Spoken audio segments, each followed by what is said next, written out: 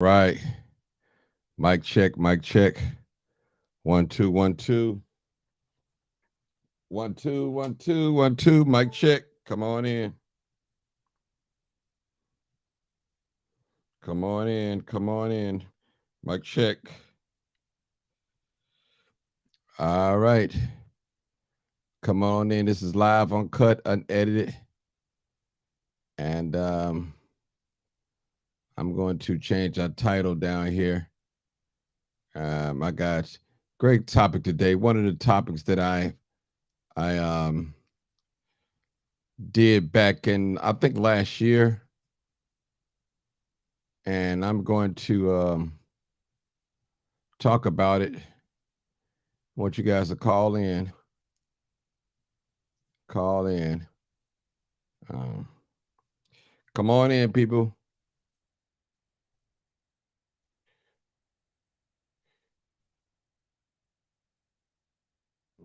Come on in, people.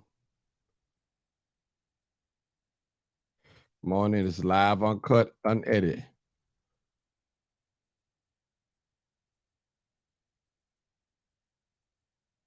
Come on in. Come on in. It's live, uncut, unedited. All right. We got a question I want to pose to everybody. All right. That's the question up there. Pay to reconnect your lights or pay your tithes. All right. All right. Let me acknowledge some of my people to come in. All right. Let's get it on, people. Let's get it on. Good evening. Good evening. Crystal, what's going on? What's going on? Loretta, what's going on? Xavier, what's going on? Johnny May Binyan, I see you. Virginia Beasley, I see you. I see you. I see you. GN News Nation, I see you. I see you. Eric Wright, what's going on? Michelle Buckner. All right. We're going to talk, people. We're going to talk tonight. And I did this subject probably about a year ago or something. And I want to talk about it. And I don't want to upset the religious community because I consider myself as being a religious person. And we just got to talk about it. Let's keep it 100. Let's keep it 100. We got to talk about it. I'm live, people. Just come on in. Come on in. Come on in. Come on in, people. Come on in. This is what's up, Nathan. I see you, Nathan. I see you. I see you. I see Sylvia. I see you. I see you. I see you. You know, one thing I found out about a lot of you guys, y'all don't share my video. Share the video. This is live uncut. Yeah. Come on, people. Come on in. I need y'all to call on in. This is live, uncut, unedited. Come on in, people. Come on in. Come on in. Come on in. This is live, uncut, unedited. And that's all. We got 51 people. Somebody got to share the video. Come on in. Come on in. Definitely. Share the video. I need about 20 or 30 people to share the video so we can get rocking and rolling. Rocking and rolling. I need some preachers on this live. I need some deacons on this live. I need some God-fearing people on this live. I got to tell them what's going on. I need some help. If I'm sitting in the dark, what I supposed to do? Come on, people. I need some help. We got a lot of church folks on my live. I need some help. Come on, talk to me. And this is going to be an interesting conversation. And let us not cuss one another out. All right, people. All right. Live, uncut, unedited. All right. Now, I'm listen. Come on in, people. What's going on?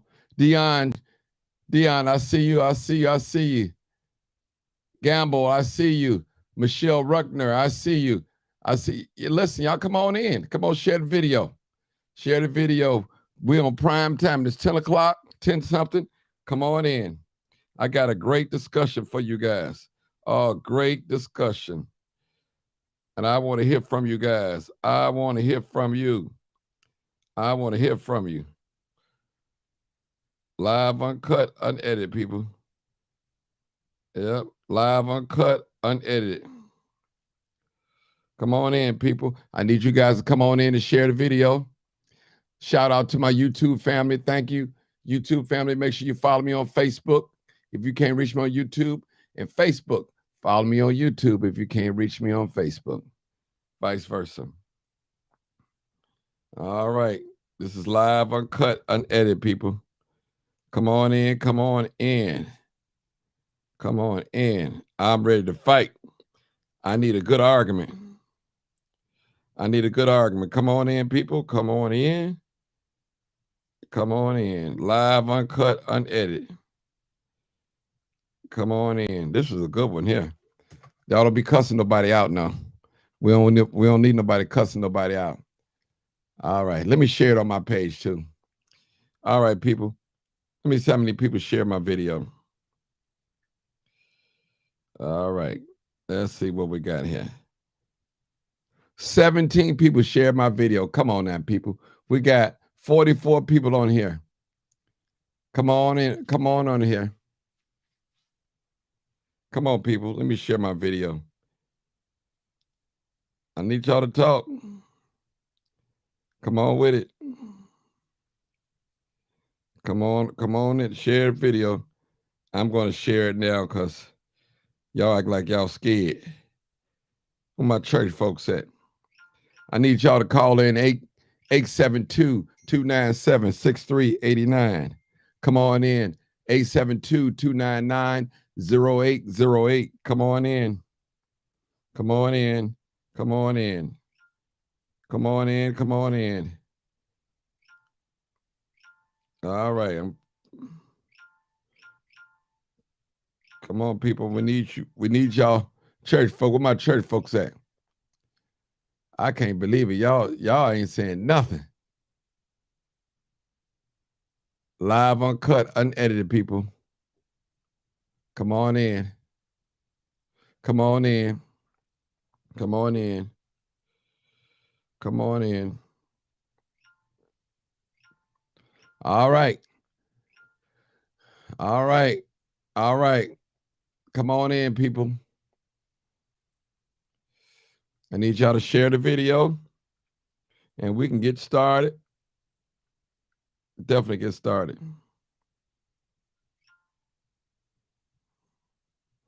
Somebody must be watching Monday Night Football or Sunday Night Football. Football ain't gonna put no money in your pocket at all. At all. All right. All right. What's going on, y'all? What's going on? Did I get some people to share it? Please share it. Thank you. Thank you. Thank you. Thank you. Okay, no problem. All right. I need somebody to call in so we can talk about it. Especially you church folks, and y'all paying tithes and all that. So this should be a great question for you guys. I don't know what's the hold up. If I'm a member of a church and I'm participating in a religious organization and my lights are off, do I pay to get my lights reconnected? Or do I pay my tithes? Do I sit in the dark? I want to know. This is a good question. I'd answered this question last year. He got a great response. Let's talk about it. Let's talk about it. Let's talk about this live, uncut, unedited.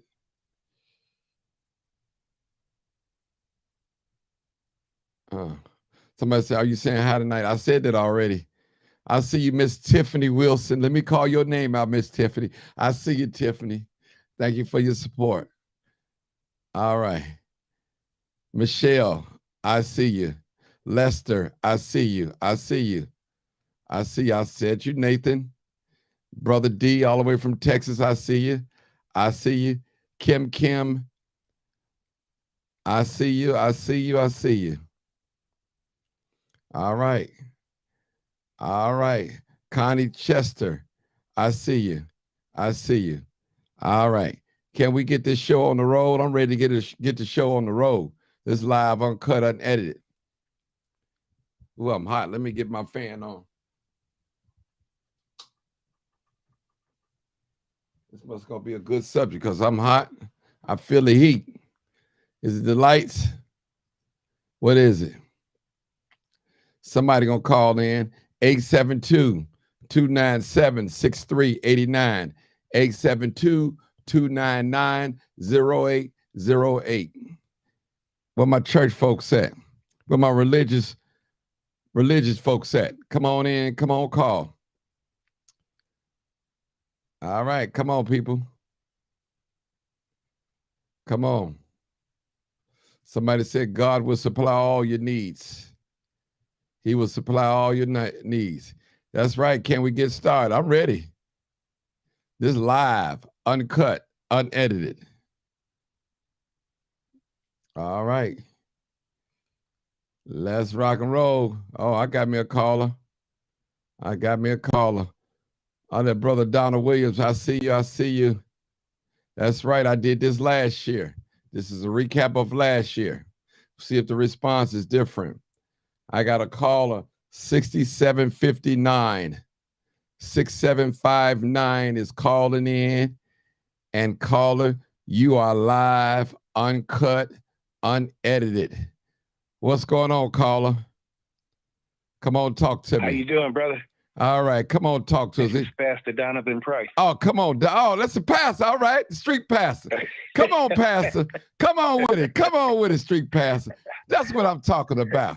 Hey, brother Donald told me you was talking about church or something tonight, so I can't actually hear you, but I figured I'd call. Okay, well, can you hear me talking to you now? I'm going to tell you, this is what we talk about, pastor. Yeah. Now, just supposedly, we're just saying supposedly, if your lights are disconnected, they're off, okay? Now, you just got your check, and do you pay your lights, get your lights reconnected, or pay your tithes? Because think about it. You only got enough to pay. Go ahead. I mean, talk to me and give me a reason why. Go ahead, Doc. You pay your life. Okay. All right. Pay your life. Okay. Why you think that, Doc? Because I'm just asking. It's biblical. I mean, you know, the whole way things should be is not.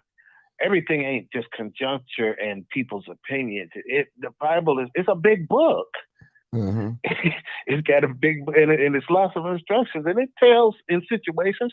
The thing is, most folks don't read the whole thing, and when I say folks, I'm talking about them pastors out there too. Ain't read the whole thing, so they don't know how to teach the folks, and they teaching the folks wrong, and their ministry is based upon the mortgage instead of the Bible, and other things, and their car note. And just in a lot of cases, not in all cases, of course, but you should have a reason to have a problem with or be worried about your tithe. Now, in another situation where you like, I don't know if I'm gonna have enough to pay my life.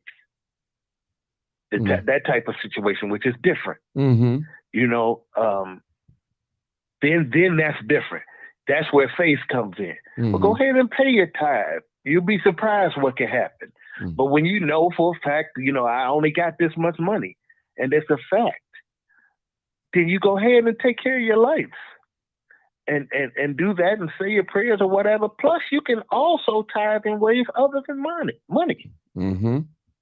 That's true. You know what I'm saying? Spend a little time. Get a couple of folks together, do a Bible study, or, you know, call over to the church, see if they need a little help over there.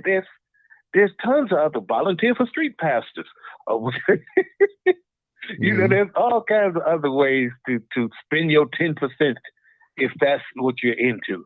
You know what I'm saying? Because I agree with you. I mean, no, it's not like that. This ain't that. That's bondage. Yeah, because people, and that's not of God. I mean, even just think about this too. Think about this. Even it came down to food, feeding your family. You got three small children. Now, you want to pay your tithes. You just got, you need groceries in the house. Do you pay your tithes or do you buy groceries for your children to last for a week until the next paycheck? So we have to think. I mean, we have to think. And I'm not, listen, let me just say this. Any religious organization, institution that you attend, and I believe that you should support it monetarily. I believe that. But not to the point where you're going to lack in your house. If you got to pay your light bill, your gas bill, and if it's off, You got to pay your bills at home. Charity begins at home. It begins at home. I got a call, I believe, from Milwaukee. Hold on, Street Pass. Don't go nowhere. Stay there. 9155. He just called in. I want to hear what 9155 got to talk about. All right, 9155. Hey, how you doing, brother? All right, come on. Live Uncut. How you doing, my brother? Talk to us. Hey, this your brother from Wisconsin, man. Yo, when we talking about the tithes, man, now my opinion, hey, Martin, my opinion, man, you see the guys, the reverends, the bishops, and all that, they riding in there. Brand new Rolls Royces, brother. You got the best houses and everything. You got to talk a little louder. But I need you to answer the question. You got to talk. I need you to answer the question, brother. Now, do you pay if your lights are off, if they disconnected, and you just got enough to pay to get your lights on, but you don't have enough to pay your tithes? Which one do you do? That's what I want to hear. I'm gonna pay my light bill. Well, why are you gonna pay your light bill? You read your Bible because that's a necessity. Okay. The man of God ain't no necessity. Okay. The man of God ain't no necessity because reason why I say that, Martin, look at what he got, and then I can go and I can take you to the Bible. You know what? Not worried about all that. I can take you to the Bible in what scripture is that? It says all things supposed to be common. All things supposed to be common amongst God's people. It ain't no big U's and little U's. You hear me? And when they doing that, they gonna answer for that. You hear me? Okay. Hold it right there. I got another call. It sounds like he disagreed with you. Come on, Oklahoma. That sounds like Oklahoma. Yeah. Come on my subject, man. I'm doing my Sabbath lesson is about managing for the master. Okay. So you're supposed to take that 10% off the top when you get your earnings.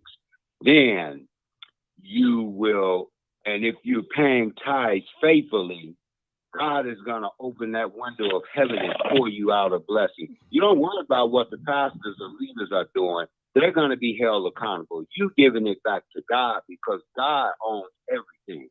You see what I'm saying? Okay. So I'm not disagreeing with what he's saying. This is the word I'm studying, Malachi. I'm studying Proverbs. God is telling you that we're supposed to take our 10% off the top first. Listen. And that's for him. Your tithe and offering. Well, let me ask you a question. No, that's what you've been taught. Hold on, brother. Hey, brother. Wisconsin. Hold on. I'm going to answer the question. I got you. I need him to answer the question for me.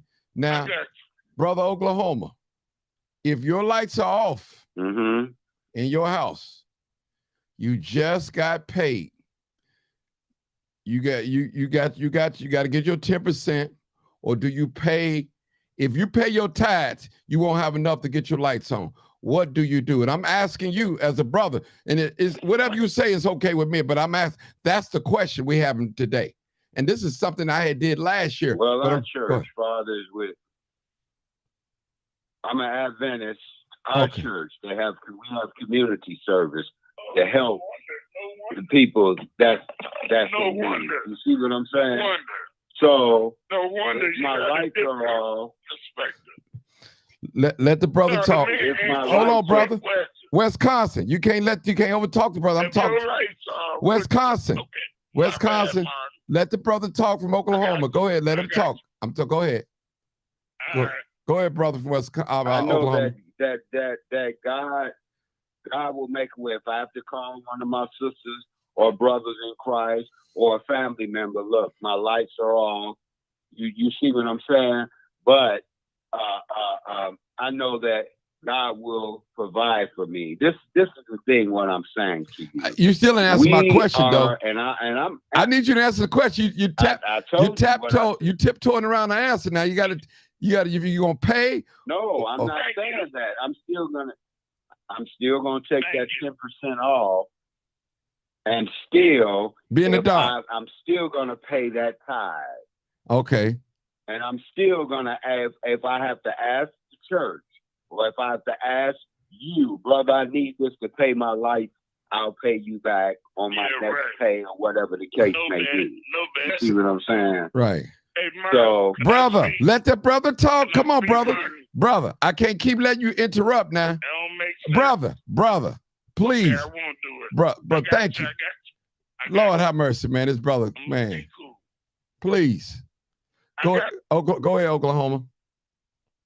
Go ahead, Oklahoma. So Malachi is saying, will a man run? God, you know what? God is so good to us that how many, and I haven't, and I'm being truthful. I'm on here being truthful. And I just told my wife that, you know what? I have to be faithful more to pay my tithes because I haven't been faithful. So I'm not looking, I'm being obedient to God. I'm not looking for God to pour me out the windows of blessing. Oh, I pay my tithes so I know I'm going to be good. I'm still going to have struggles. You see what I'm saying? So I'm going to give you an example. My front end was where I had to get my front end fixed. Not paying tithes the way I'm supposed to, tithes and offering. God, I didn't even have the money to drive my car out of the shop. But the lady at the shop went through discounts, and I was able to we had that, what we had, the amount to drive out of Firestone. Now, you tell me that was God, right? Or that wasn't no one. All right, well, I'm saying? Let me ask you the question. Yes or no? Are you going to pay? Are you going to pay your tithes first this time, or get your lights that's disconnected, pay them on? So, I mean, it's just ask a question. That's all I need to know. Well, I answered it. I said that's gonna. So you're gonna pay your tithes, right? You're gonna pay and sit in the dark, yes. Right? And now suppose you got a family and children in there. I didn't say that. I can't. No. That's what I'm saying. Listen, the question is, brother, that's what I'm saying. Your lights are off. But hold on, right. I'm answering the question. I'm gonna let you talk. Hold on, brother. I want you to talk. I promise you. Your lights are off. Your lights are off. They ain't getting cut off. They off. Excuse me. You just got your check. Now here it is. If you pay your lights, the disconnection fee, whatever, and the bill, you won't have enough to pay your tithe, your 10%. What do you do? Do you pay your tithes, or you sit in the dark? What do you do? That's what I'm asking. That's the question I'm asking, brother. That's all. I answered. I told you I'm gonna pay my tithes because I know that through faith and works, God is gonna have those lights back on. Okay, that's mine. Anybody else may not agree with that. Okay. All right. 6759. What you got to say about that? 6759. Go ahead, my brother. It's definitely not wrong. And your tithes off the top is what's taught. The tithing in the Old Testament versus how Jesus referred to in tithing in the New Testament is a different thing. And tithe and offering, first of all, according to the New Testament and Luke and in Matthew, as Jesus taught, if we were to go to tithing as an example of what to do, we would probably be more toward 20%, according to that. But the Levite priests, which is what we're tithing, that 10% we're going to, and that 10% that came off of the tithe, the top in the Old Testament, is actually off of everything. So you would have to take 10% of your furniture, 10% of your clothes, 10% of everything, and that would go to the Levite priest. It's in there. That's why that's what the Old Testament refers to. Now, a good starting point for some folks would be 10% now, but even with offerings, when you're in a place, the way your heart has to be in terms of your giving with a good heart and you know, a cheerful giver, as people refer to it, as the Bible even refers to. That's another thing. And if you can't do that, if you can't be a cheerful giver, first of all, God don't need your money in the first place. So with some folks, when the lights are off, ain't no paying off the top. There is no top. All the money come in when it come, and they did, you know, you might not have known that check was gonna come. You might not have known you was gonna get an opportunity to fix those tires or do whatever it is you did, and now the lights are going to be off. Perhaps that money is the way that what God gave you to do that, not to pay the tithe and then the lights go off and then you say, well, God, I paid the tithe, I was faithful. Now we're sitting in the dark. Bless us. Let's see what you. That's not a Jesus thing. No matter what these pastors are teaching, it is not a Jesus thing to be sitting in the dark like that. What you know, you can pray and pay your light bill and keep your lights on, or give an offering. If you got 35 cents left after you paid the light, then give the 35 cents left. And God will be satisfied with that. And he knows what your heart is, and he knows what your situation is. And there are plenty of other things. And it's not to say that that's wrong to take that out the top. That's not what I'm saying. Don't send your cards, letters, and emails to my man, Crime Chaser, because say that pastor crazy, because that's not what I'm saying. What I'm saying is giving with the ability to give with a cheerful heart based upon your situation. God knows your heart. God knows your situation, and you are not under the law. And so to put that hardcore 10% on it is not what Jesus would want, not what Jesus biblically has said, or what the heart of Jesus has implied. Well, let me say something, Pastor. I want to just say something before somebody responds. Now, suppose you're a young family, you have a wife, and you have young children, and it's in harder wintertime, and your lights, you have electric heat instead of gas heat. What do? Do you sit in the cold and in the dark, not paying? You got your check right here. And I'm the reason why I brought this question. Let me just say this. The reason why I brought this question up, I remember a long time ago, I was praying for some money, you know, to pay a bill. And I'm like, I got the money right here. What I'm praying for? The money is right here. Sometime people, God understands us, brother. And I use the term as, okay, well, I missed 10% this week. I'll double up on next week. And I'm not talking about that. For those of you that go out there that squander your money, gambling, doing everything you're not supposed to do with your money, and your lights off, sometimes you got to, that's your fault. You got to take it. But I got another caller. Hold on. 0941. Go where you calling from, caller. 0941. This is Marcus Martin. Hey, Marcus, how you doing? Okay, the question is, this is the question, Marcus. We did this last year. If your lights are off right now, you just got your check. Now, if you pay and get your lights reconnected, you won't have enough to pay your 10% out of your tithes. What do? Do you pay your tithes, or you stay in the dark where you at right now? That's the question. And you can just go ahead. It's an easy answer. Go ahead. It's an easy answer to me. And you know, I'm a minister, a real minister. Right. And God didn't mean for you to be a D fool. I'm going to get my lights back on. I'm going to get my lights back on because God knows that I need lights to heat my house. You need electricity because the thing that you turn your furnace on, some of us, it runs by electricity. So I need all of that in order to be able to see to get to church, in order to be able to dress myself to get to church. I'm going to pay my bill first. Just like I would sacrifice saving up money to get a new car and the lights is off. Well, I got to put off saving up money for that car. I got to get my lights back on. That's just common sense that God gave us. You would be foolish to sit in the dark and go pay tithes, and you go to these churches and they won't even help you. Cedar is a joke. I done been through the drill, so I know what I'm talking about. That cedar crap is a joke. It is a joke. Now, let me just say this.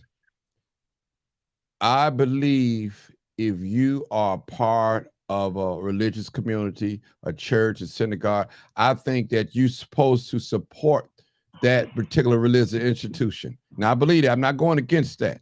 I'm not at all, because they do have lights, gas, and other little bills and stuff like that. I understand it. But why is it that when the church have a problem, they go to the people and take a collection? But when the people have a problem, the church say, let's pray a lot of times. And it be that way. Sometimes. Martin, Go ahead. Amen. Can I jump in? Go ahead, Marcus. Paying tithes to the church. What happens when you need people that went to those same churches where they spent thousands of dollars paying tithes? And went to that church and said, I need help on my rent. I need help on my gas and lights. They sent them through the motion. It shouldn't be no motion. You paid into a system, and I'm keeping it real. You paid into this church, right? They shouldn't be laughing at you when you're coming to make a withdrawal from your savings account. You paying, and they use the trickery. If you don't pay your tithe, God is going to punish you. God knows your financial situation. He knows your situation that you're going through. He is not going to curse you. He is not going to punish you. The church has become a business in our society. It's an organization, It's not a religious institution anymore.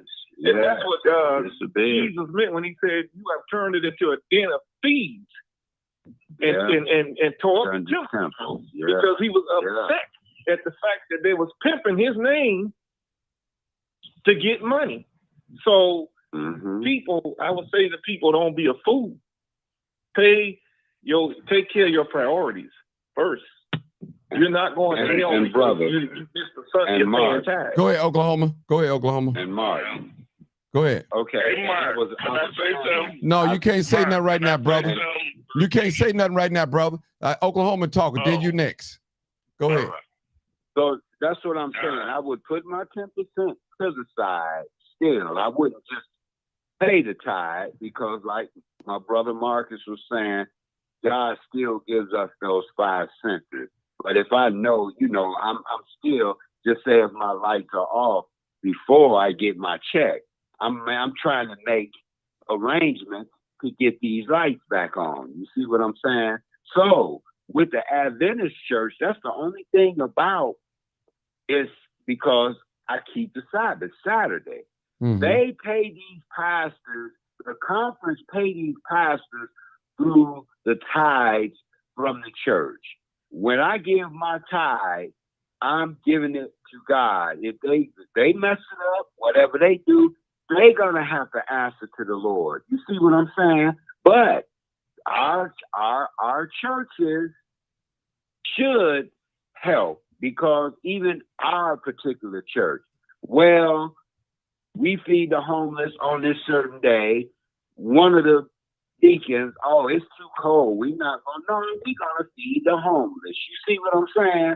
So you still have, because we Seventh-day Adventists, we still know better than a Sunday pastor or a Sunday congregation, because we're all, it's not just going to be Sabbath keepers in heaven. You see what I'm saying? So when I first became a Seventh-day Adventist, I got that teaching and that understanding that, because all Seventh-day Adventists, because we keep the Sabbath, what does that mean? That doesn't mean anything, because you still have the same figuring, fighting, board meetings. It's just, man, if you go behind closed doors, it's still, the enemy is still sliding in some type of way. But God is not an art of confusion. Myself, I'm not an art of confusion. So it's like, well, this, they will mention, well, it's problems in all churches. You're right. But when I go to church, I want to get worship. I want to get the word of God. I want to get where that something that I can go to my word, which I study the word for myself, to grow more in the Lord. growing more loving one another, growing more helping my brother or sister in Christ. You see what I'm saying? On my job, or my neighbors, or this is my character. So I can't speak for nobody else, but this is how it goes. It is a big business. The churches are a big business. And when someone is in need, a member or a visitor, you have people who tell somebody, it's no time to speak to me in the church. You know, you have your deacon. Yeah, you overdoing it, man. Can I say something, Martin? Brother, how you? Hey, brother, you just hold on, brother. You, brother, you hold on, brother. Hold on. I'm the host of the show, brother. You can't disrespect that brother.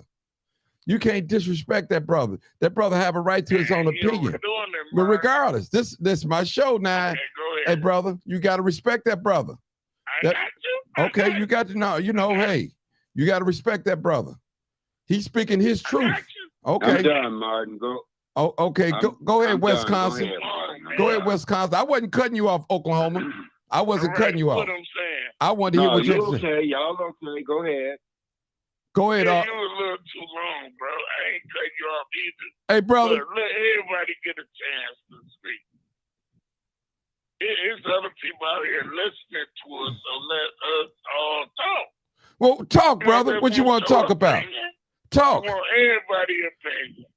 Talk. Man, this is Galatians. What we talking about, far as the pastors?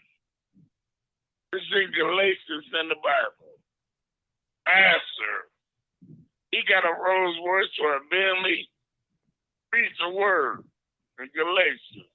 It say all things are supposed to be common amongst God's people. So if the pastor can afford a Rolls Royce, the people in the congregation be able to get one too. We all supposed to have that. Even if they don't want a Rolls Royce, they should have the money to be able to get one.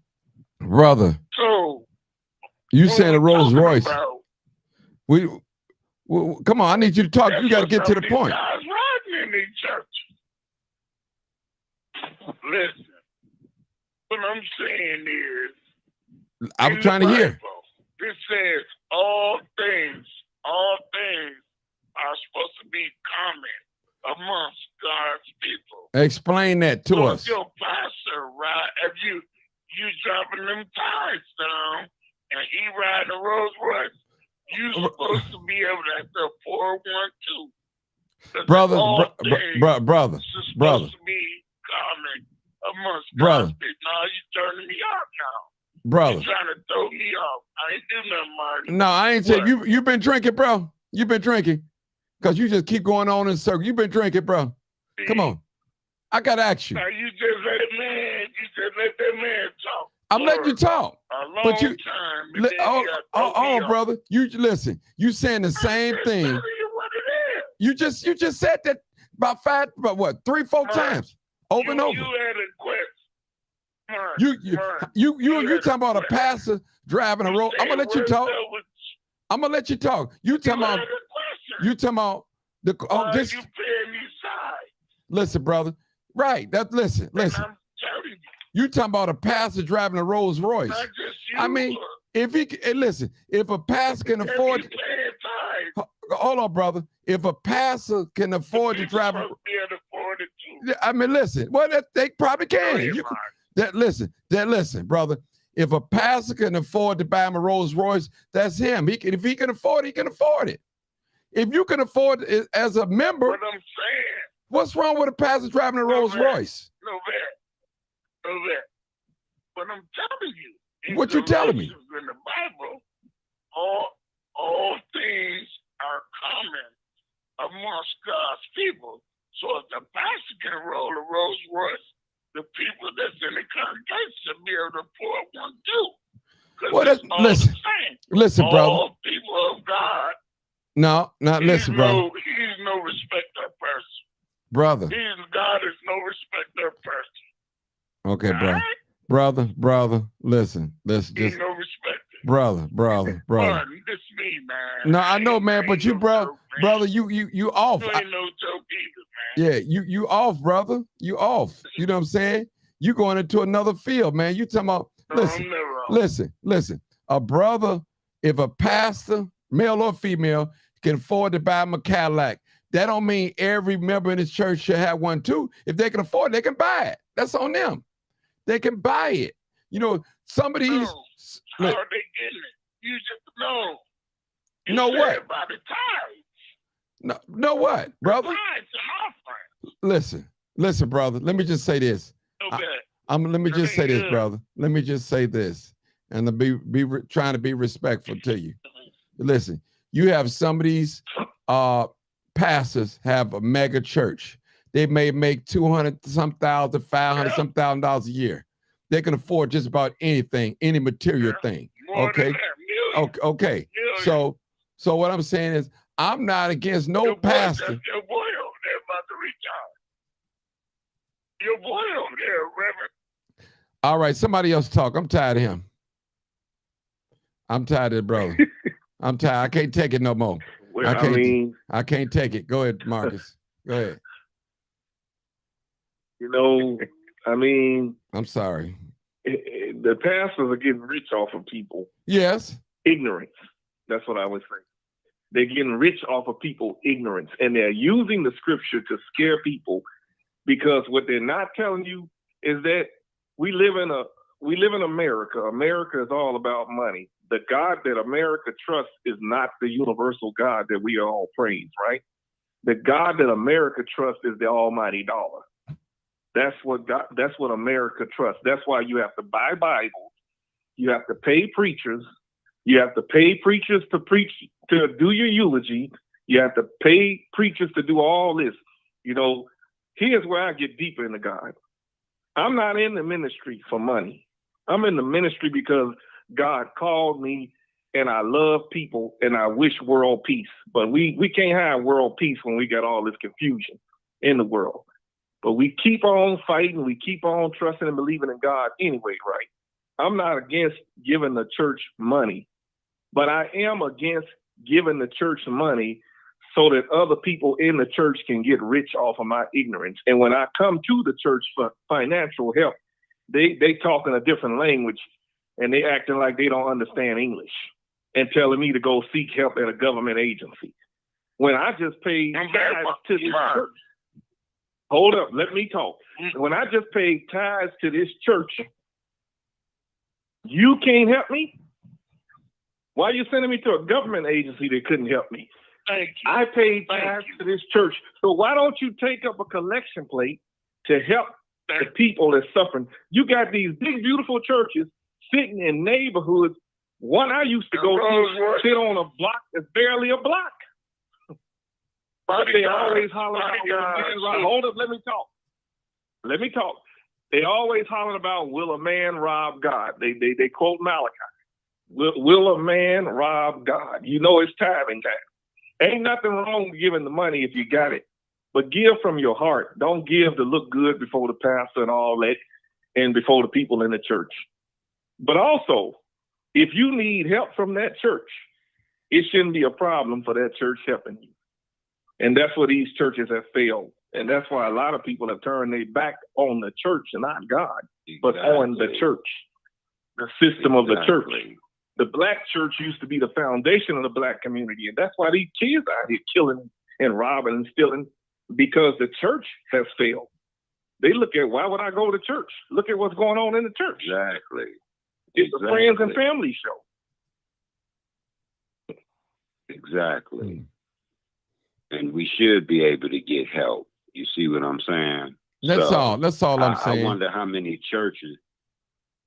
I wonder how many churches, if a member lost a family member, how do they help these families out? I'm not saying just maybe a small offering, or just something to show your kindness, and that happened to me. I was visiting this church when my dad had passed, and they raised a little money because we had to travel out of town, but I didn't expect that. You see what I'm saying? So I wonder how many churches, how many pastors do that for a family. You see what I'm saying?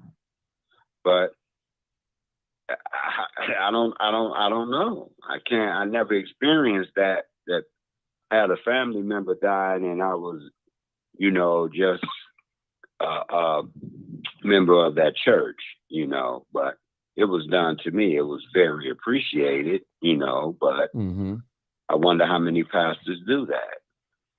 Because they in their Rolls Royce, they'll drive by you, pass you on the bus stop. Yeah. You see what I'm saying? Well, you know what? Yo member, you would pass him right up. Let me 7708. Go ahead, caller. The one that did me like that right now. 7708. Okay.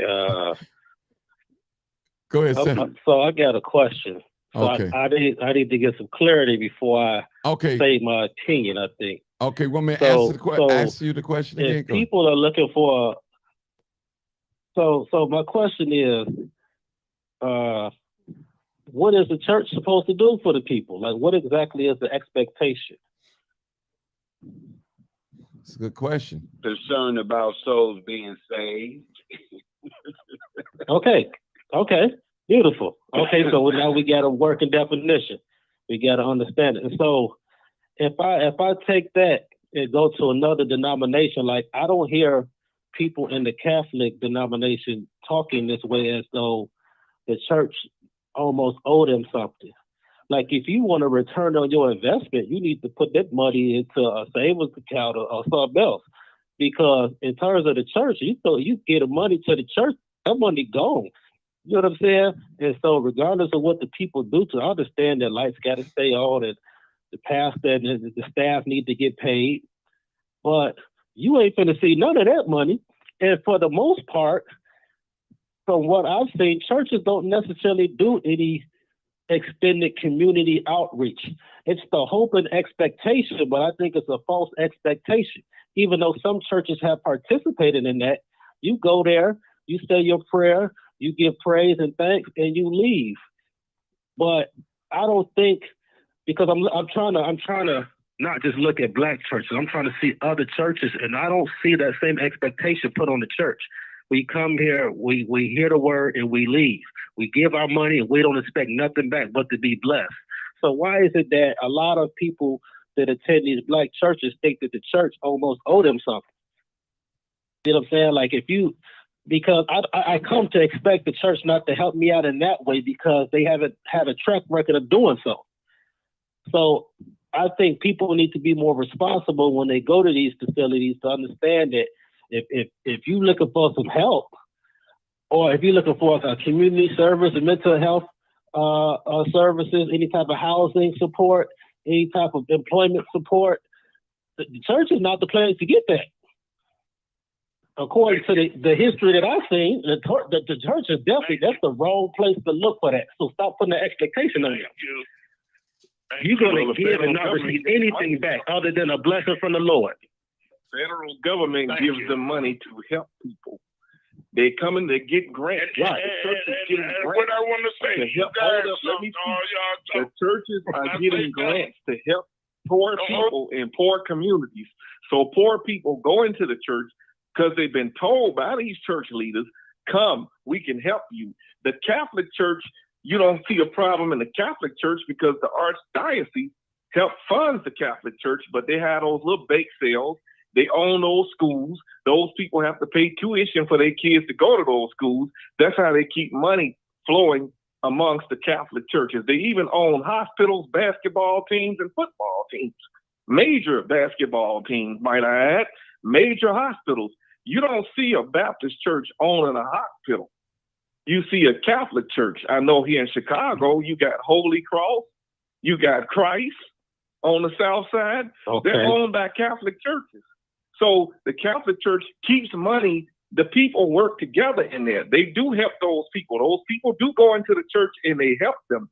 You go into the Baptist churches, and I'm not putting no color to it, but brother, let's keep it real. You go into some of these black churches, they act like they got big mega black churches, mind you. They act like you're an alien, but you've been paying tithes to this church. You've been faithful to this church. So the church is supposed to be there to help you, not just for you to go there and get down on your knees. But who gave that expectation? Who did that expectation come from? Okay. Well, did the church promise it, or did the people say, well, look, you're getting these grants, you're getting this money, we deserve some of it? Because I think that's what's happening. There's a lot of these people expecting to get something because we're seeing the money come in. Said, we can help you. That's why they go to the federal government asking for money. I've been in the room with these people, so I know what I'm talking about. They go to the federal government. So then you should be able to follow the money and hold them accountable, right? All right, that's what the people are doing when they call them out and say, well, where's my tithes going? All right, listen, people. And I can't get no help. What am I saying? Because the church ain't open 7 days a week. It's open on Sunday. It's not open all. But the tithing is different. The tithing is different from the money that's received from the grant. So those are two separate sources of money. No, so you talking about people are asking for questions in terms of tithing. The tithe money, and they're taking the tithe money. You got to do more than just go out and feed the homeless. You got to prevent people from being homeless.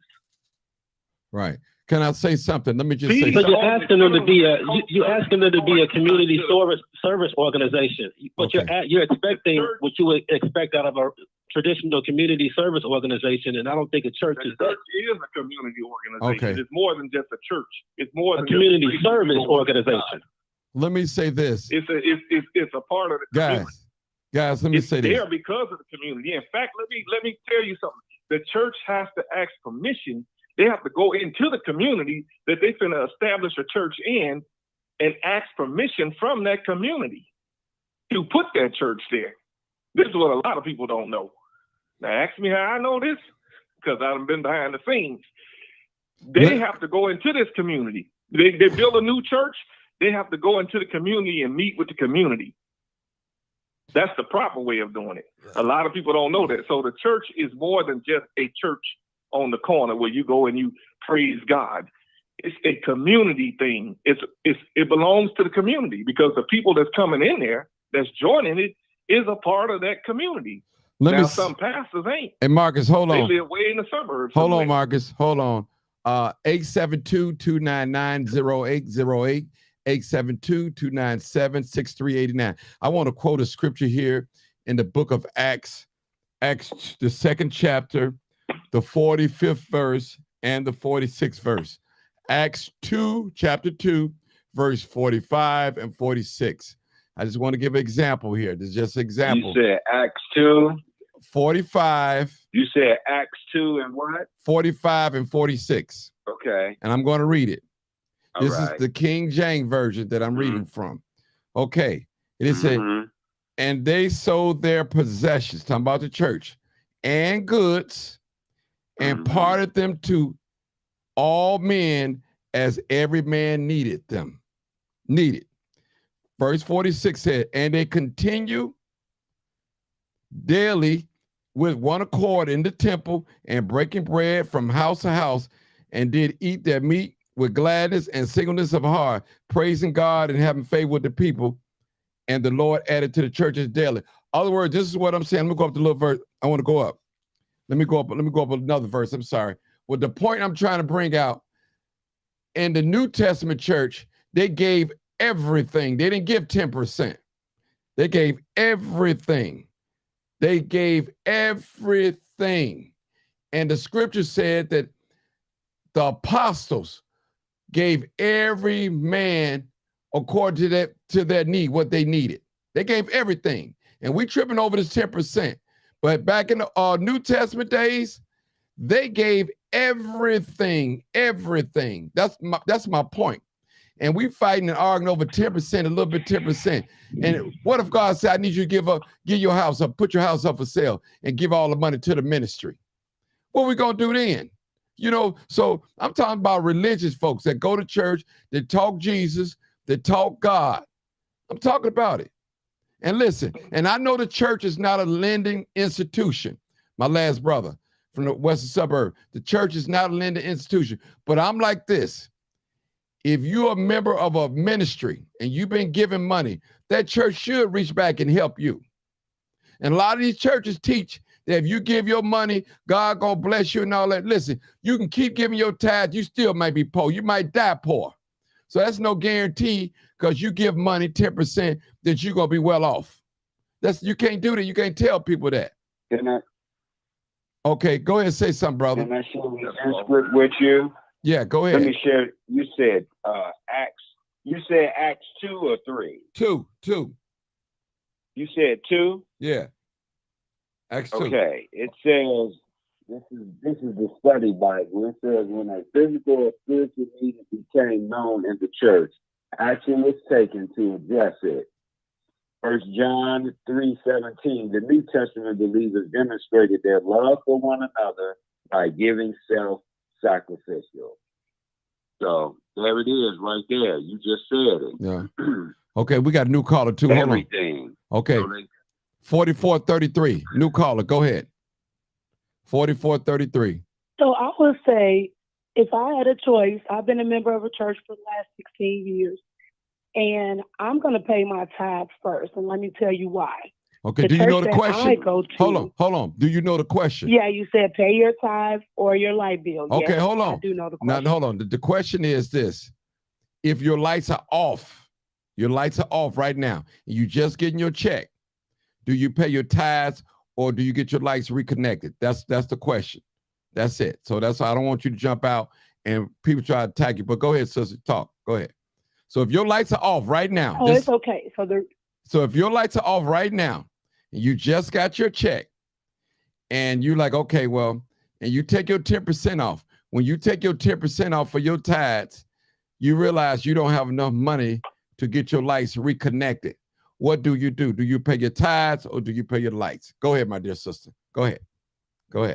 So I'm going to pay my tithes, and I'm going to tell you why. Come on with it. The church that I go to, I can't speak for any other church. I can just speak for the church that I go to.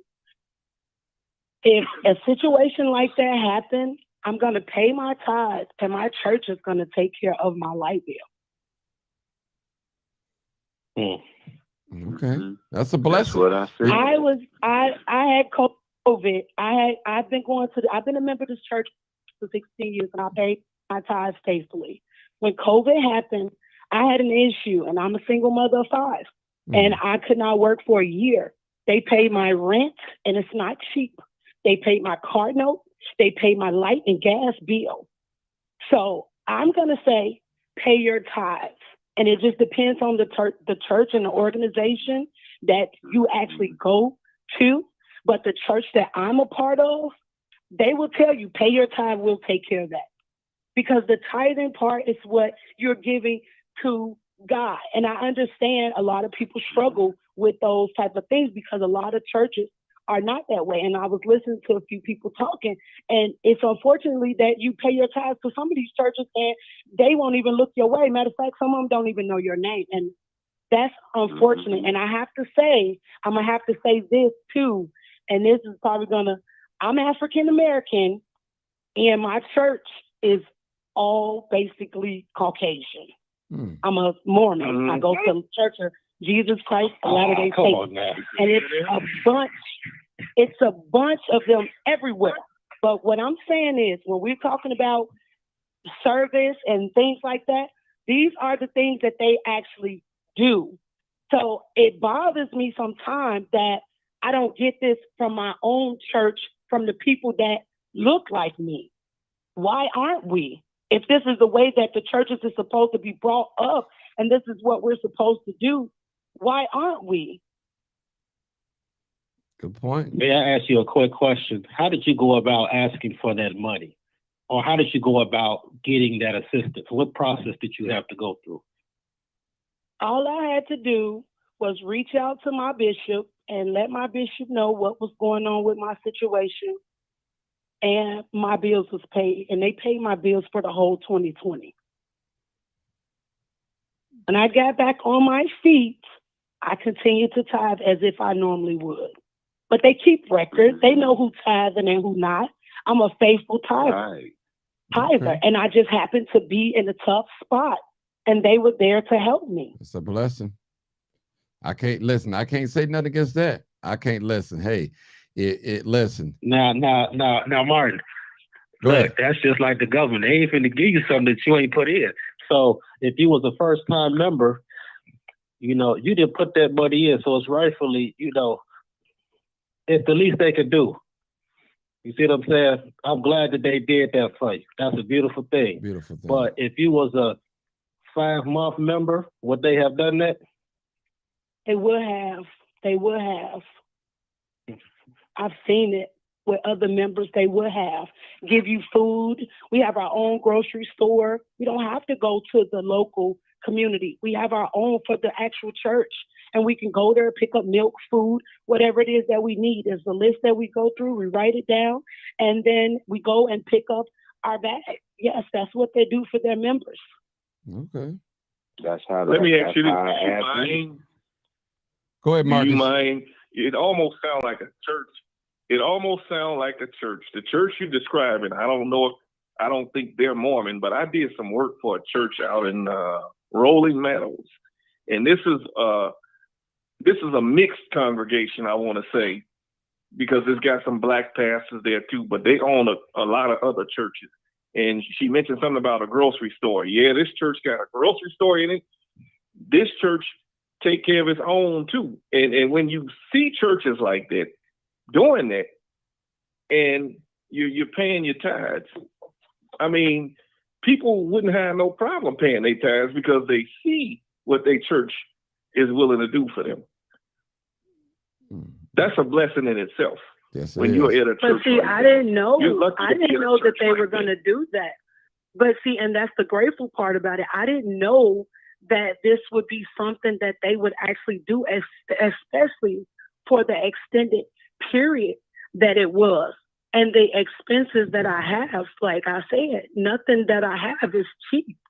So I was a little worried at first, but I just prayed and I just gave it to God. And you know what? That door opened and they did. Not only that, it was the food, and it just a lot of different things. And they do a lot of service. Like we go and we serve our other members, just like there was something that you were reading when you were saying about rejoicing and how they come together. That's exactly how this church is. And so that's what really attracted me to stay, because I saw they wasn't just talking the talk, they were actually walking the walk. You see what I'm saying? And it's a difference, because you can go to some of these big congregations and they have so many people, but yet the pastor don't know your name, don't know your struggle, don't know anything. No. They try to get to know you and understand you and see where you may need help at, or even of service.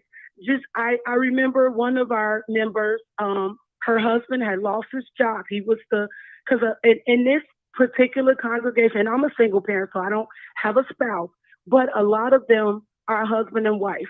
Well, the women normally do not work. The husbands are the workers, and the women take care of the home and the children. This particular time, the husband actually lost his job. And they took care of all of their burdens, because they said the last thing they want you to worry about, they just tell you, just keep coming to church, keep thanking God, keep praying, but they're there to assist. Now, it's not one of them, oh, well, I'm just going to go ahead and go to this church because I know that they're going to, no, because then that wouldn't be real and you wouldn't feel right doing that. So like I said, I didn't know that they were going to do that, especially for the whole year. But like I said, that was a blessing, but they did. But I also do believe that because I was a faithful tither, regardless of what my situation was, I gave my 10% off top, and I would worry about everything else later. Some days it's stretched. I would be like, okay, I see my check. What am I supposed to do? I said, you know what? I got to trust you, God. You said this is what I'm supposed to do. I got to do it. And I'm telling you, things just happen to work out on its own, even before COVID happened, for me to be in that situation. So I would say for the person, it do matter the congregation that you're a part of. Are they going to be there to step in and help you out when you need that help? But also, where is your faith? Do you believe that by sowing your 10%, that when you need, that God is going to allow because here's the thing we got to understand. They are the resource. My church was the resource. God is my source. So he can make anybody give you anything. He can make your enemy turn around and give you something. And they don't even know why they're doing it. So that's the thing. It's all about faith and how much faith you have. And a lot of times, even if we don't get it and we have the faith, It's not because we don't have the faith for it. Maybe it's just a not right now. And a lot of people don't understand that because it's like, oh, God, I have faith in you. And this is why a lot of people turn away from God because it's like, I want this. But some of the stuff that we pray and ask for, guess what? If he gave it to us right now, we'll blow it. We'll mess it up because he know us better than we know ourselves. Okay. Well, So can I share this? Yes. Can I share this with you all? And I'm gonna close it out tonight, if you all don't mind. Brother, come on. Oh, I didn't. I was just waiting. Go ahead, brother. Go ahead. All right. Brother. God's the first fruits of whatever we have is indeed the least we could do. Not only does the Lord claim the tithes as his own, but he tells us how it should be reserved for him. He says, honor the Lord with thy substance and with thy first fruits of all thine increases. This does not teach that we are to spend our means on ourselves and bring to the Lord the rest what we have left, but it's remnant. I just added those words. Even though it should be otherwise and an honest tithe. Let God's portion be first set apart. God says that if we put him first, our barns will be filled with plenty. Proverbs 3:10. The whole Bible applies. I go Old Testament and New Testament, because if it wasn't for the Old, it wouldn't be the New Testament. It wouldn't be no new. But that's right. Yet, this is not going to happen by miracle.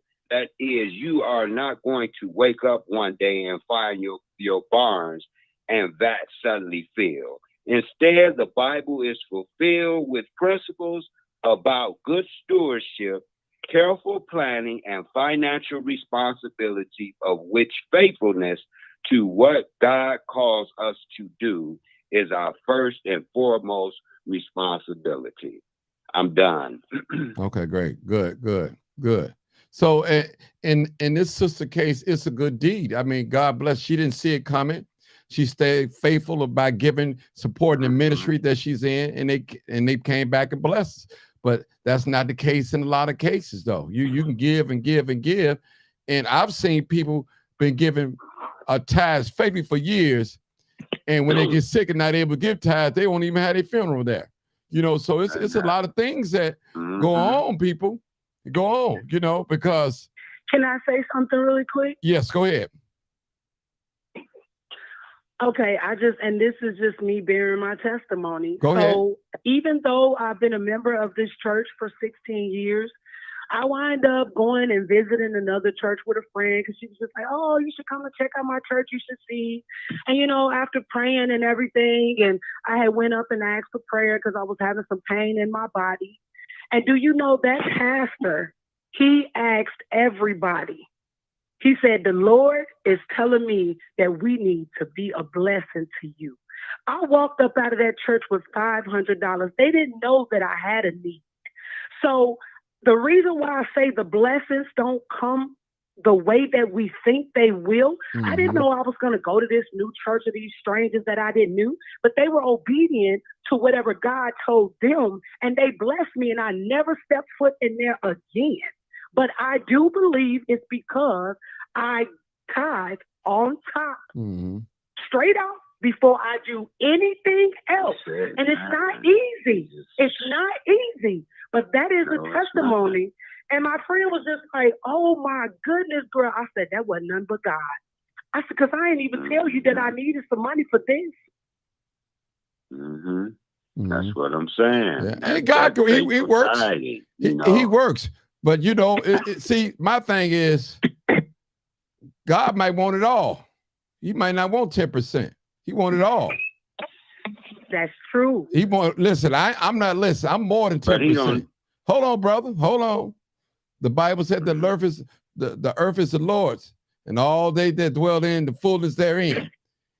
And in the New Testament, they gave an example how things supposed to be done. Those people got together and they sold their stuff and they laid all their worldly possessions at the apostles' feet. And the apostles, the ministers, distribute to every man and every woman according to their need.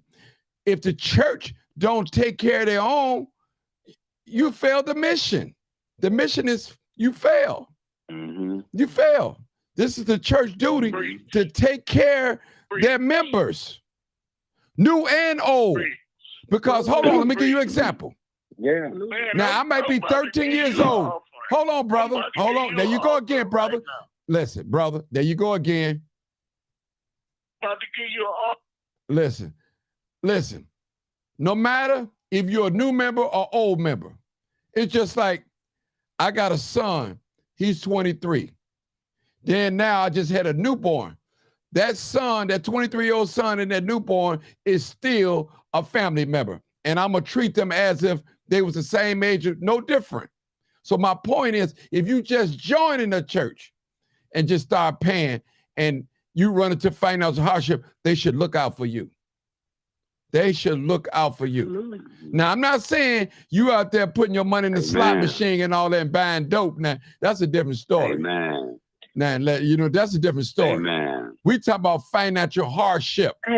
Like that sister. Go ahead. You want to say something, sister? No, but yeah, I just wanted to say one more thing because it just came to my remembrance. Go ahead. I do know that there were times that, you know, I may have gotten a bonus or something on my paycheck and I actually prayed before I tithe and I asked and I heard him say more than 10%. So I agree with you. But that's why I feel like if you really pray and you sit back and you listen, and a lot of times it may not come right in that second. Sometimes you got to hold on to it and listen, and God will tell you what to tithe. Because sometimes it might not have been 10%. It might have been 50% for me. Sometimes it might have been 30%. I pray about it first. And I believe, like you said, some back before, they were given everything. And so that's why I believe that it's important to see exactly what it is that God wants us to pay. Because some of us, he do want us to pay more. And it may not be every time, but you may put something on and say, hey, I want you to give 300 this time. And he's trying to see if you're going to be obedient. Say it. Say it. And that obedience will open up the door for your flow.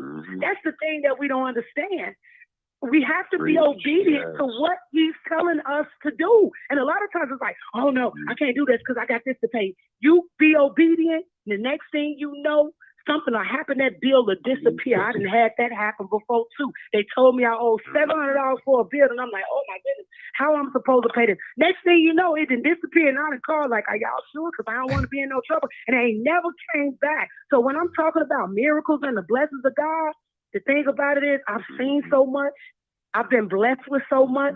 And this is the reason why I help people. That's right. Because a closed mouth, just like they said, closed mouth don't get fed. Well, let me tell you something. A closed hand don't either. Because you got to open that hand up so that you can receive. You got to let something go so that you can get something back. Preach. And listen, sister, I agree with you 100%. That reminds me of a story in the Bible, and I may not be quoting it correctly. It was this young rich man came to Jesus, and he was kind of like boasting in a sense. And he asked Jesus, what must I do to like inherit the kingdom? So Jesus said, give all your earnings and go give them away to the poor and follow me, your possessions. And no, he told Jesus, I think Jesus told him, do this first. He said, I've done that and all that. And the last thing on the list, Jesus told him, all your possessions, go give them away to the poor, then come back and follow me. And he couldn't do it. It was sad. He went away sad. He could not do it. Sad. Now he probably was a good person morally, didn't cheat on his wife, didn't do this, but his worldly possessions, he could not see us. He couldn't part with them. He could not part with them. You want to know why? You want to know why? Go ahead. He didn't trust God. Yeah. He didn't trust that if he did what God said, That's the thing. And I think that's the biggest key is trust. If you don't trust this person that's telling you to do these things, you ain't finna do it. But Lord, if I trust you, I'm gonna do what you say to do, and I trust you to work this out for me. Yeah, it's faith. That's faith. And that reminds me of a song. Those of you probably know it. It's a song that said, you can't be God-given. The more you give, the more he gives to us. And that's so true. Yeah. And when God, listen, people don't know the secret of having is to give. And you got some folks, they got their hand balled up, can't nothing going out and can't nothing come in. Listen, Job said, naked I came and naked shall I return. And all these worldly possessions that we own, and some of us own houses, businesses, nice cars, and great art and jewelry and things like that, is only lent to us for a little while. It's on loan. It's on loan. It's on loan.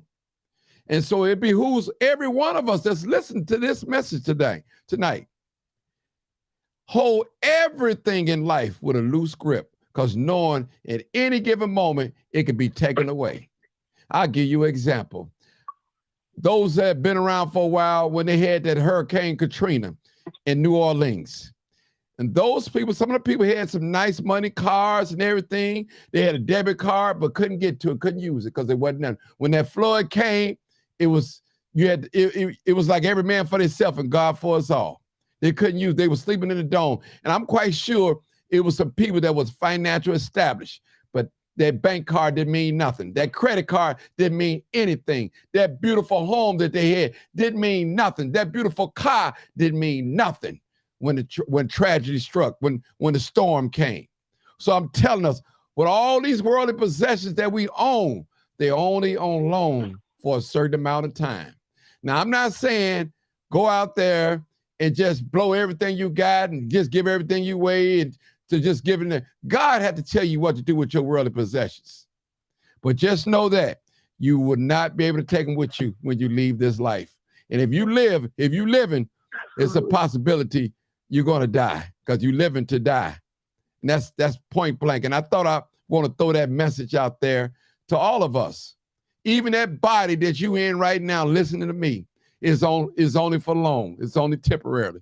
It's not everlasting. The body, the temple that you're in right now, your wife, your children, your mother, your grandmother, your aunties, everybody is temporary. Everybody and everything is temporary. So we have to be good stewards over our money and over our worldly possessions. You know, when God tells us to do something, we have to do it. We may not understand it. We can't see the light at the end of the tunnel, but God, I don't know why I'm giving this man $100. I don't know why, but I'm going to do what you tell me to do, and I'm going to give it to him. You know, and then, listen, I always tell people, when you give in private, God will bless you openly in public. You know, some of us, we live in a day and age that we like to record everything that we do, you know, and to show people, hey, I just gave this organization $10,000. Look at me, y'all. Look at me. And I always say this, not changing the conversation. If I'm sitting at a bar and I don't drink, and somebody buy me a drink because they know I could buy them a drink, that's not giving. Giving is given to someone that's not able to give to you what you gave to them back, what you gave to them. That's what true giving is. Don't buy Martin a car because you know Martin can buy you a car, because I got that bag and you got that bag. That's only, you know what that's called? That's called exchanging. That's all that is. You give to somebody that's less fortunate and you will be blessed. The scripture said it's more blessed to give than to receive. You say, well, Martin, why you say that? Because you have it to give. The other person don't have it to give.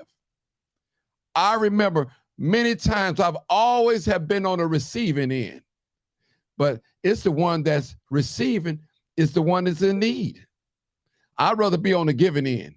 I'd rather have it and not have it, and so I can give it to it. That's just me. So I hope I made sense what I just said tonight. You know, so whatever God tell you to do, that's what you do. If God wants you to sit in the dark, that's what you do. If God wants you to pay your tithes, that's what you do. Whatever God tell you to do, that's what you should do. But I'm going to pay my light bill. I'm not going to lie to you. I'm just going to be honest with you. And I'm no disrespect to nobody religious belief or their faith or anything like that. I just had to double back on my tithes. That's all. I'm just being real. I ain't gonna get on here and hypocrite. I'm not, you know, I'm y'all know I'm a straight shooter. I believe in telling the truth and shame the devil, but I'm not gonna say, look at that crazy fool over there. He's sitting in the dark and him and his family over there. He didn't give the church 10%. I won't do you like that. I'll just pray for you. You know, hopefully, and if I was a good man, I might go pay your light bill for you. I see my brother struggling. Let me help my brother out. You know, and you got people right now that go to church every Sunday and you see your brother and sister on the bus stop, but you ride past them and never offer them a ride. Matter of fact, you keep your head straight for keeping to have eye contact. How dwelleth the love of God in you? Yeah. How dwelleth the love of God in your heart? Trust me. And some of you property owners that own property, you got homeless people in your building. And let me just say this. And you've been well off, and it ain't gonna hurt you to let somebody live in your building for 5 months. You write a contract, hey, after 5, I can help you for 5 months. After this, I gotta rent it out. It don't hurt. And you don't have to tell the whole congregation. Don't nobody have to know when you give. This people, we have to do things in secret. And I'm gonna tell you something. It's a brother on here right now. He encouraged me to go buy my equipment. That I'm talking to you guys right now and you watching, viewing me. He encouraged me. If you believe in yourself, Martin, invest in yourself. Control your own destiny. And I'm going to tell you, I was sweating. I was like, man, I don't know if I really want to do this. And you know, but I did. It was a great decision. The man gave me a wealth of information. He didn't come out of his pocket.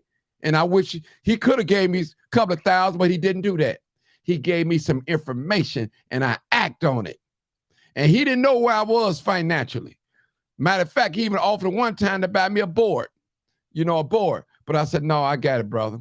I got it. And I didn't take advantage of that. And he's on his live right now.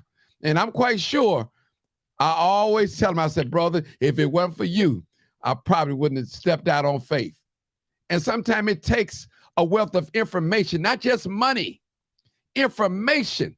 That old saying said, give a man a fish, you feed him for a day.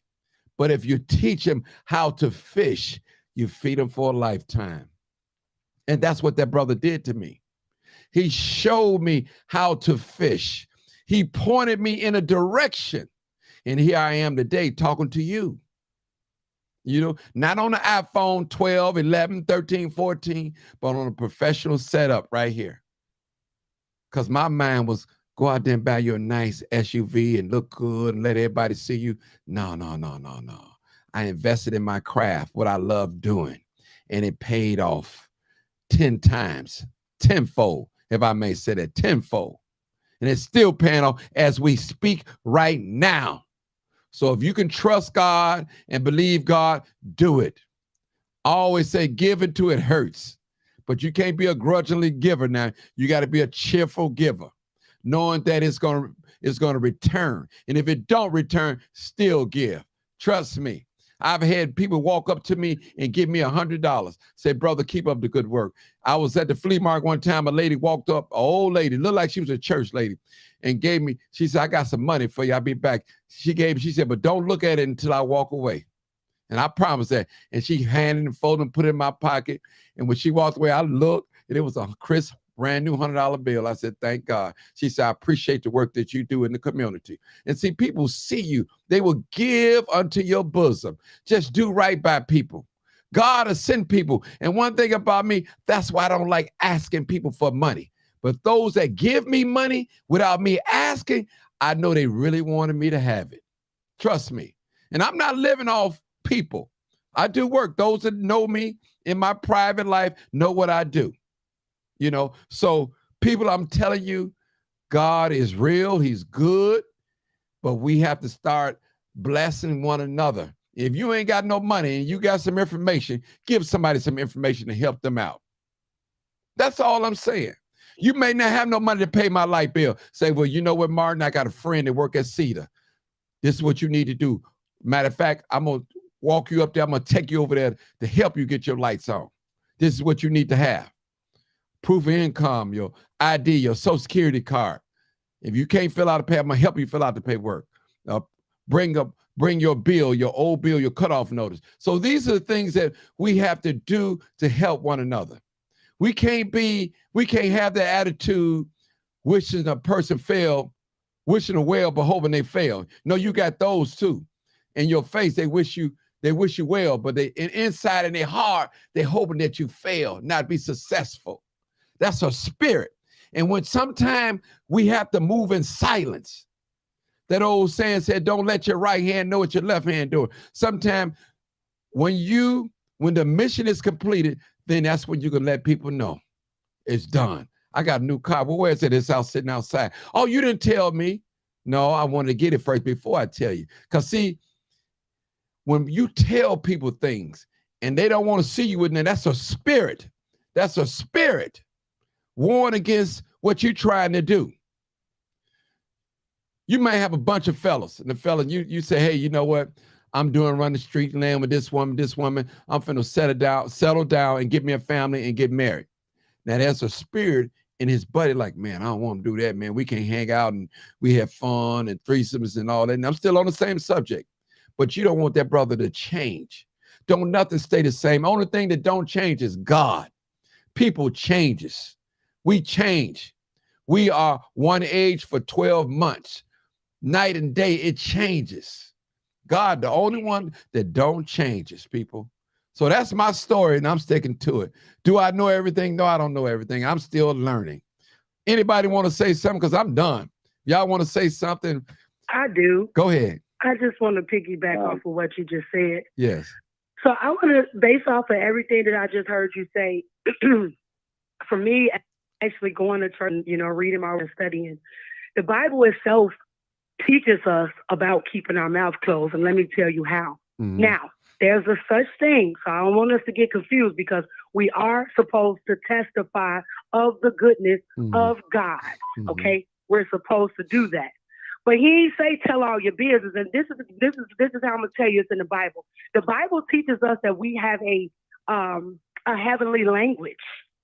And the reason that we have this heavenly language, because guess what? When we get this heavenly language, this is a language that we use to speak to God, and only God and whatever language we're using know. Even the enemy don't know. So that's why it teaches us to start speaking in that, because a lot of times you can sit up and you saying out loud like, oh yeah, I'm going to do this. I'm going to do this. Well, guess what? We know the enemy comes to kill, steal, and destroy. So by you speaking it out your mouth, the enemy is hearing that. And that's why it's important for us to have that heavenly language, because those things that we're speaking, we're supposed to be translating these things to God, not everybody. So the Bible teaches us that in the beginning, everything is not meant to be told, because when you tell it, you're telling it before it has even begun to manifest itself. And you can sometimes block your own blessing by telling someone, because guess what? They may run and grab what they know that you're finna go get just so you don't have it. So I agree with, we can't tell everything, but yes, we should testify of his goodness. So the testimony are the things that have already happened and the things that have already been done. And I think a lot of people get that confused, because I hear a lot of people like, well, God said to tell it. Wait a minute now. He told us to testify of his goodness and what he has done. He ain't done that for you yet. He hasn't given that to you yet. So you know what? That's almost like if he downloads something in you, let's just say that, he comes to you in a dream, like the story of Joseph in the Bible, when God came to him in the dream about Mary being pregnant. Okay. Now, here's the thing. When he gives you something and download it on the inside of you, he ain't giving that to you for everybody. Somebody said something to me like, God wouldn't tell you something if he wouldn't tell me. That's not true. That's not true. Because what he's downloading on the inside of you, He might want you to resonate with that for a little bit. And then he's going to outline you. He's going to show you the people to say, because let's say if it's something like a business that you want to start, and he told you to start this business. Now, of course, you have to figure out, okay, which way, who do I tell? But that's only a certain people, and he's only going to have you to tell the people that's actually going to help you with the business. That didn't mean go tell the whole neighborhood. Let me just say something, sister. We're dealing with an enemy, and I'm going to say this out of respect to you. We're dealing with an enemy that have all our resume, and his name is the devil, Satan. Right. There's not too much that the devil don't know. Trust me. The devil know each and every last one of us that's watching this broadcast, that's listening. He knows our weakness. He knows our mother's weakness, our father's weakness, our grandfather's weakness. You know, and it's by the power of God that keep us from falling prey to our weaknesses. And my point is, we can never underestimate the enemy. You never underestimate. We have to be sharp in everything, prayed up. This is a battle. This is a battle, spiritual battle. Trust me. And I'm quite sure all of us on here that's listening, we know somebody that we grew up with that lost their mind. That was normal, but their mind is gone like that. The enemy is out here trying to destroy people's lives, take their mind. That's what the enemy's job is to do, to kill, steal, and destroy. That's what the enemy is out here, spiritually speaking. That's what the enemy is out here. I'm talking about our spiritual enemy. And that's his job, and that's what he's good at. And so we have to treat each other right. We have to love on each other, and we got to do what's right. We have to do what's right by ourselves, to ourselves, and by other people. And I'm saying, I just felt impressed to say that because somebody need to hear this, you know, because the enemy, like the sister said, your vision is not my vision. That's your vision. God gave you that vision. That's your vision. Whether I see it or I agree with it or disagree with me, that's your vision. And you have to act upon your vision. Do that. You know, I'll give you an example. A young man that's running for mayor, and y'all know who he is in the city of Chicago. Now, in my heart to heart, I probably don't believe that he'll win, but you know what? I would never tell that young man. That young man is shooting for the stars. So if he misses the stars, he might land on the moon. So I would never discourage a young person to go for their dreams, because we have too many young people out here that's doing some things that's not right. And y'all, I don't even have to mention them. But when you see a young man that's reaching high in the sky, you can't do nothing but admire that. And hey, he's going somewhere. He might not get it this time, but he's shooting. And I'm not a dream killer, because you got some folks out here, they dream killers, you know, and I'm like this. The people that I hang around, they all are doing something. They all are doing something. They may not be doing what I'm doing, but they're doing something constructive, positive. And you don't have to have a lot of money. It's a song that says you don't have to be a superstar to be in my show. In other words, I'm saying that. You don't have to be rich for me to say that you're doing something. You could be a small activist that's helping people low key and nobody know about it. You good in my book. Because you got a lot of money, a big house, a car, and all. Those are wonderful things. That don't mean that you're doing great in life. You got people right now. Let me just say this, people. Y'all got me preaching now. You got people that got a king size bed, probably cost $2,000 or $3,000, and guess where they're in the nursing home. They're in the hospital, laying in somebody else's bed. Right. I'm telling you, you got people right now got automobiles. A Rolls or Bentley right now, can't drive it. Can't drive it. Not because it's not paid for. They're not in a position to drive it. Their health won't allow them to drive it. You got some people right now have a big house in an affluent neighborhood, but right now they can't enjoy it. They laid up in the hospital. Their mind ain't right. They're hearing voices. They're not able to be independent anymore. So some people that don't have no financial worry. But even with the wealth that they have, the material things, the worldly possessions they have, they can't enjoy them. I'm telling you, people, this life is real, people. It's real. So it behooves of us to look down on the less fortunate. The Bible says when you make a mockery of the poor, you're making a mockery of God, because we all belong to God. I always tell people it's him today, and it may be you tomorrow. Trust me. Right. That's my story. Marcus, go ahead, Marcus. You still here, Marcus? Go ahead. Then my West Side call. What? Go ahead. Testifying is to witness to what God has done for you in your life. If you're gonna tell people about God, you've got to sort of advertise God. You got to show people what God has done in your life, not telling all your business, because people will get your business and use it to hurt you. But you testify in church.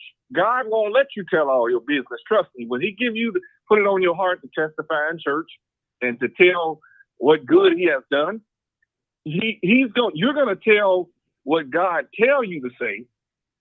If you're a believer in God, if you listen to God, you're gonna tell what God told you to say. You're not gonna testify about how your wife did this and all that. But what you will do, you'll testify about how God brought you through the storm. I never thought in a million years, and I'm going to testify right now how God shows you things. At the age of 12 years old, I was taking a deep test. My friend came to me and said, let's take the deep test. I knew I wasn't ready to swim in the deep of the pool. The lifeguard, to make a long story short, said, well, hey, you can't swim, but if you're willing to sacrifice your summer, I can teach you how to swim. And the man taught me how to be an Olympic swimmer. But what I had to do next was he had taught me everything that he knew. He said, Marcus, your problem is you don't believe in yourself. You got to step out on faith in yourself. You can't possibly drown, even if you wanted to drown with the skills that I've taught you. So what God was teaching me then was to trust him. To trust him. That story about Peter walking on the water to meet Jesus is real. I mean, that deep end was a test of life for me. It was a test from God. If you're gonna swim this deep, you gotta trust God. And so all these people was trying to get me to break my fear of deep, but in the end, God spoke to me in my head and told me to swim down the middle of that pool, and I did it, and I did not drown, and I broke away from the chains of fear from that day on. So now I can jump in Lake Michigan and not fear. I don't care how deep it is. I know I can swim. I know I can make it to the other side. I don't care how wavy the weather, the waves are.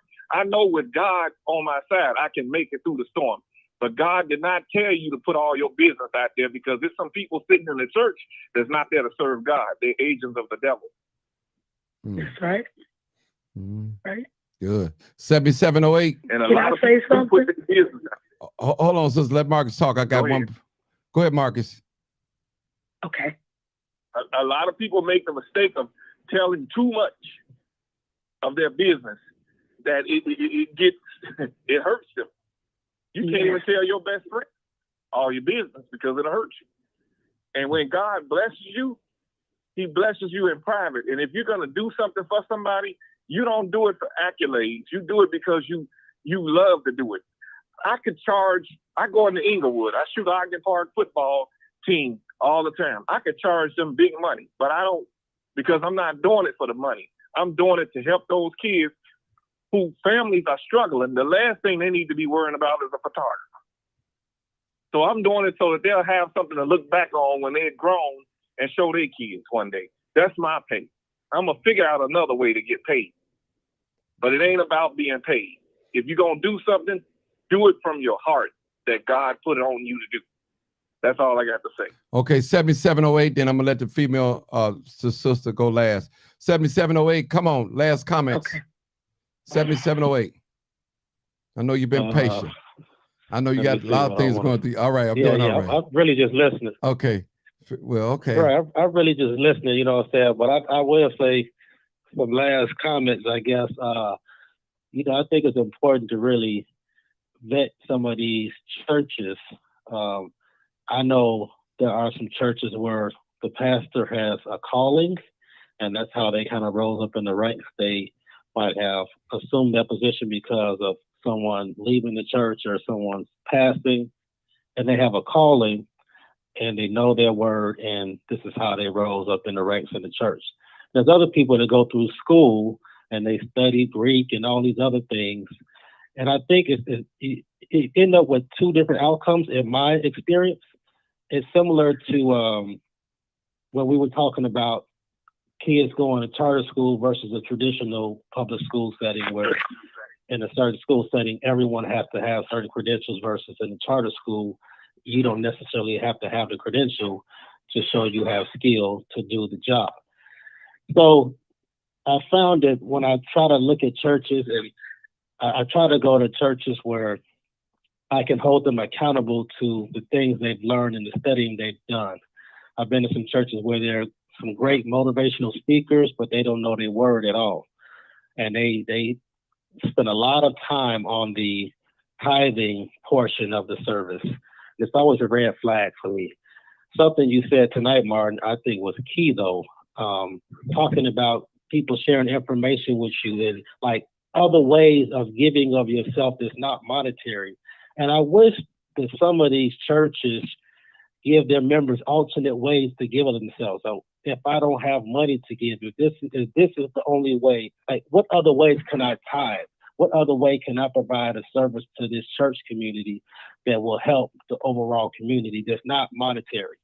And you hit on that tonight, Mark, just sharing information, sharing resources. Who in here know how to balance a budget? Who in here got a real estate license? Like really using the resources of the people in the congregation versus just I'm thinking that money is the only way to give. And so I appreciate you saying that, because that gives me a different perspective on what I could do other than just giving money. And yeah, I was just enjoying listening to I might have changed my position on a few things, just hearing the sister speak. I really appreciate her experience in the Mormon church, and it really gave me hope and gave me something to look forward to when I'm, like I said, again, vetting these different churches and seeing, if I go into church and the longest member has been there 6 months, it's not going to be a church for me. I look for churches where, like the sister say, she's been in there 18 years. I look for those long-term members, some stable upper leadership, things like that. It's churches where women have roles as well as men have roles. And so that gives me a lot of hope. And I just appreciate the show tonight. Thank you. Thank you. Just sister, I'm going to give you the last word. Even though you spoke already, I'm going to give you the last word. Go ahead, sister. Go ahead, sister. 224. Okay, it was two things. It was two things that you said that I just really want to piggyback on.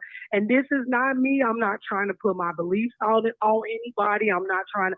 But when what he just said actually is going to tie into what I wanted to say.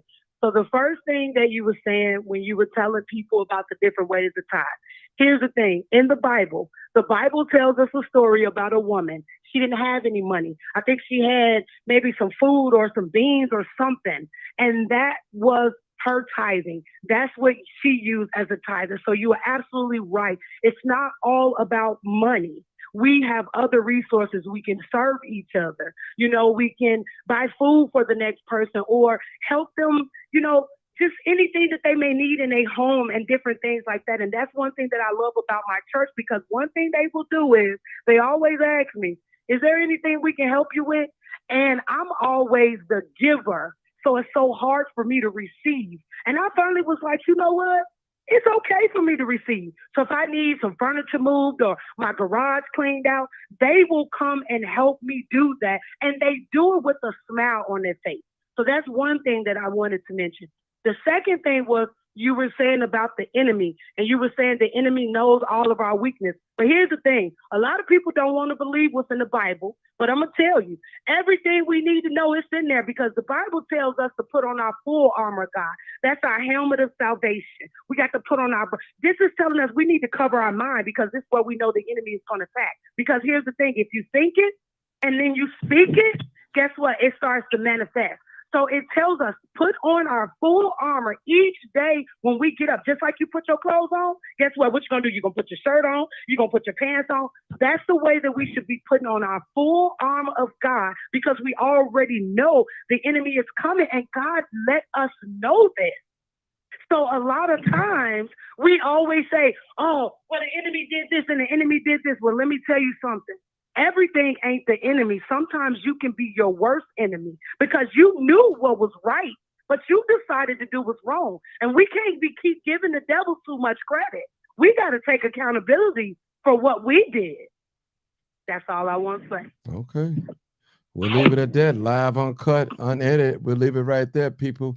I don't have to say, I don't have to follow up on it. She said what she said. I'm saying what I'm saying. I appreciate every last one of my guests. Make sure you share this video, please, people. I don't know why y'all don't share the video. I mean, if it was a crime scene, I have hundreds of people on here.